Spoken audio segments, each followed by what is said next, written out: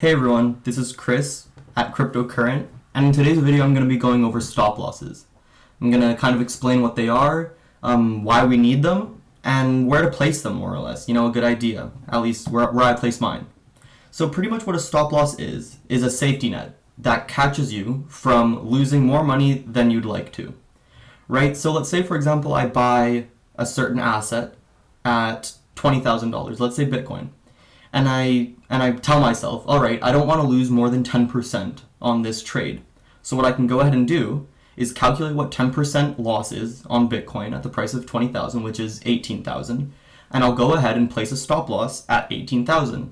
So if the price of Bitcoin falls down to 18,000, I'll be cut out of my trade, I'll cut my losses, and then I can move on to the next trade. So this is really useful when trading and investing because it's using proper risk management, right? You never want to be risking all of your account or all of your trade, at once. You want to place these stop losses so that you can cut your losses and still have, the potential to make a lot of gains. Anyways, I'm going to be going over this on Binance, which is one of the more popular exchanges. I know a lot of you guys use them, so that's why I decided to go ahead and show you guys how to do it on here. So just for the sake of, this demonstration, I'm going to go ahead and purchase a little bit of Bitcoin at the current prices. So right now it's at about 23,700.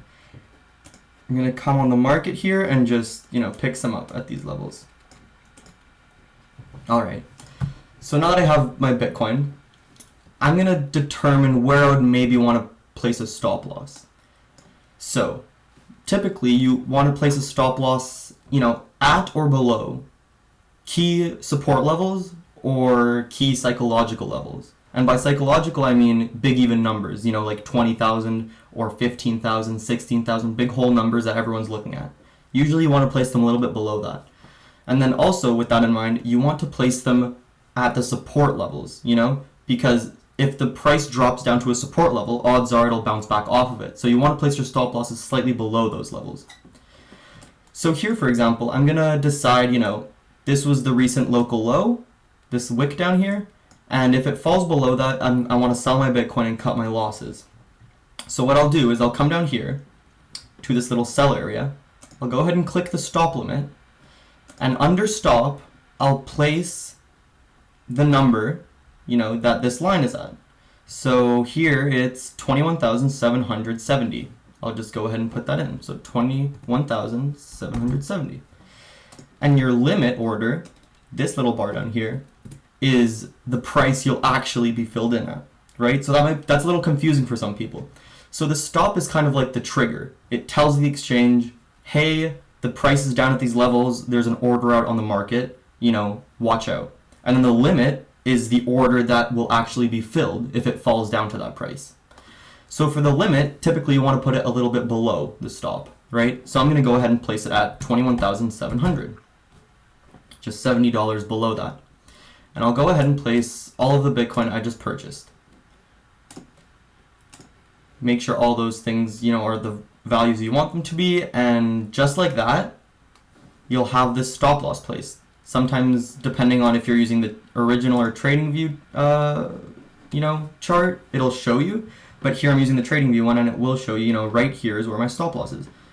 So this right here means that if the price is equal to or less than 21,770, place the order, right? So this just lets you sleep at night, right? It lets you sleep at night, not having to be on your screen all the time, worrying about the price crashing. So it's really also, it's pretty good for your psychological well-being if you're constantly checking your phone if the price is worried it's going to crash. Anyways, if you feel like your stop loss, you want to change it in the future, say the price goes up to 30,000 and you want to protect your gains and you want to place a stop loss at 28,000, you can go ahead and just cancel it down here and, make it again. Anyways, I hope you guys enjoyed the little demonstration on how to place a stop loss. If you guys have any questions whatsoever, feel free to just, shoot them in the comment section and I'll get back to you as soon as possible. A like and a subscribe would be very much appreciated because I'm just getting started with the channel. And yeah, I hope you guys join me for the next video. And oh, also the Telegram group chat. It'll be down in the description. Join it if you want. I post there daily. Anyways, thanks so much. Have a good one.